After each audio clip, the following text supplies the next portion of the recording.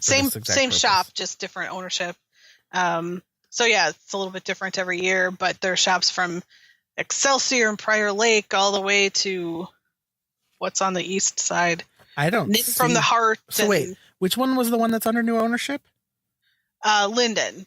And where were they? What city? I don't remember. It's like, I think the address is technically in Minnetonka, but. Okay, because these are the shops. These are the participating. I'm looking at the book that I got today. Three Kittens.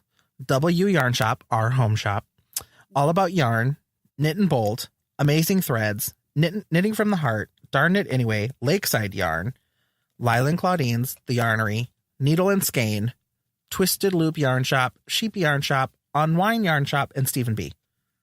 Yep. 1, 2, 3. Yeah, 4, so Needle and Skein is the one that used to be Linden.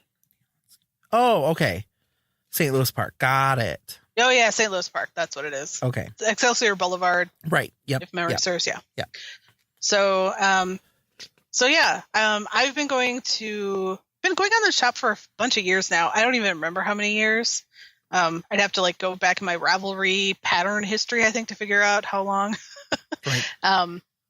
But I've been doing all of the shops for a few years, and then my mom and I started doing that several years ago. Right. And then Bert joined us, 2-3 years ago? I think this is my fourth year? Maybe. I think. Yeah. So, because I think the first year I only went one day, and then now 2 years I've gone 2 days in a row. Yeah, that sounds great.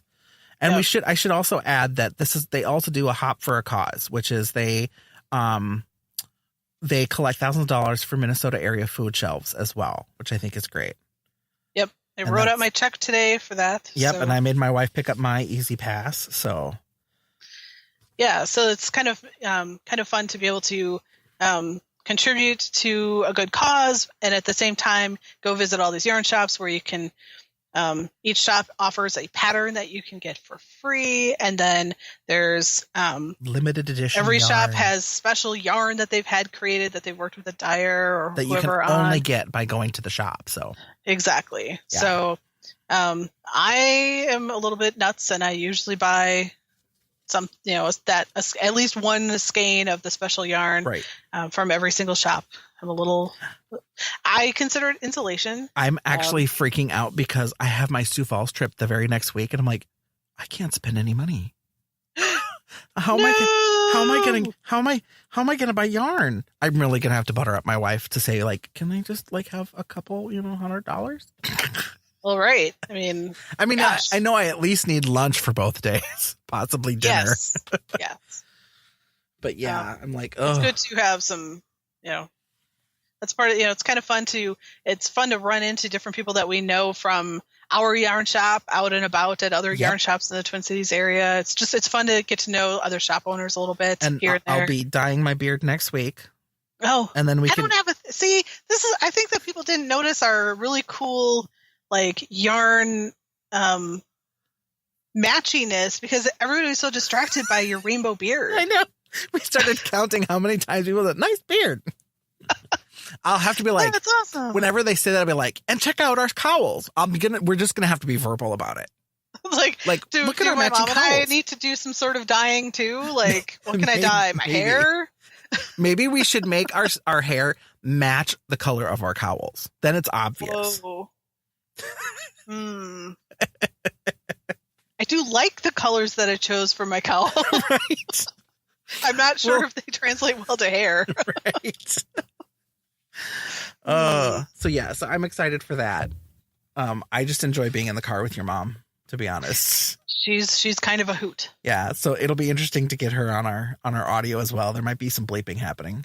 There very well could. There almost definitely will be. Yeah, if we want to be a family friendly podcast. I think it's a little tricky. I drive in rush hour traffic all the time, so I'm kind of used to it. But dear mom is retired now, so she doesn't have to deal with all that traffic all the time. No. So dealing with it during the shop hop, because we try to do all the shops on Thursday and Friday. The hop goes through Saturday and Sunday as well. Right. Can be a challenge. Yep. With all the real traffic out there. So, but on the other hand, the weekdays sometimes work better for parking and stuff like that in some of the shops. So yeah. And I'm working One of my favorite things all year. I'm volunteering my time at our yarn shop on Saturday because of their theme. So each yarn shop hop, each year they do a theme, and this year's is inspired by heroes. And so our shop is doing one, and I'm not going to spoil it. Well, by the time, I'm not going to spoil it. Those have been announced for most shops. Have they? Oh, yeah. Well, then ours is doing like a Renaissance type hero. And so since Camelot. Yep. And since I'm doing, since I do Renfest, I'm probably going to get my youngest daughter with me. We're going to dress up in our Renfest gear and just hang out that day. And she's going to either have us be door greeters, or I might suggest, because she's doing a photo booth as well, we could help with the photo booth, be a prop. I'll just stand there. But I have to work on my Renaissance-y stuff, like, huzzah, and I don't even know what they say when you welcome people, like, good day, fair maidens, or something like that. I don't know. I have to look this stuff up and read it, because I normally don't really talk that much when I'm at Renfest. I drink. So there's not a whole lot of talking. Probably not going to go over well at the shop. No. So there's that. But yeah, I was going somewhere else with that too. I was going to say, I would be happy to help with stuff at our shop, but I have not been asked. But on the other hand, I also have to do one of my fantasy baseball drafts that Saturday. Oh, right. Yeah. But because I don't have enough interests. People can find more information, because our podcast should be out before then, at MinnesotaYarnShopHop.com. And they're on Facebook, on Ravelry, and Twitter, and Instagram. So, and definitely follow Instagram, because Christy will be posting all of her pictures of the shops, the patterns, not the patterns themselves, but the pictures of the patterned piece and the yarn and stuff like that. Yep. So that's always fun. We have a lot of people that follow that. A lot of people who want to make sure that I'm going to continue doing it. Right. I don't even remember why I started doing it. I just thought it would be kind of fun. But then it turned out that a lot of folks who either can't go on the shop hop, some folks are, some of the people I hear from the most are other shop owners and stuff who have to be at their own shops. So they can't go on the hop. So they get to kind of live vicariously through my crazy Instagram feed. Yep. And so that pretty much brings us to the end, I think, of everything we had to talk about today. I mean, we could keep going on and on. It's very easy for us to. Thanks for putting up with us for the last 45 minutes or however. Well, it's been longer than that. It's been an hour and 25. Well, we're going to cut this down. Hopefully it'll be a little less cut. Right. But,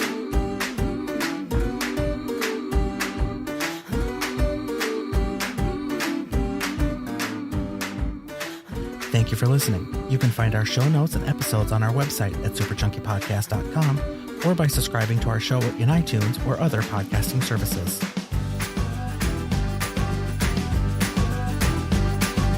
So what you drinking?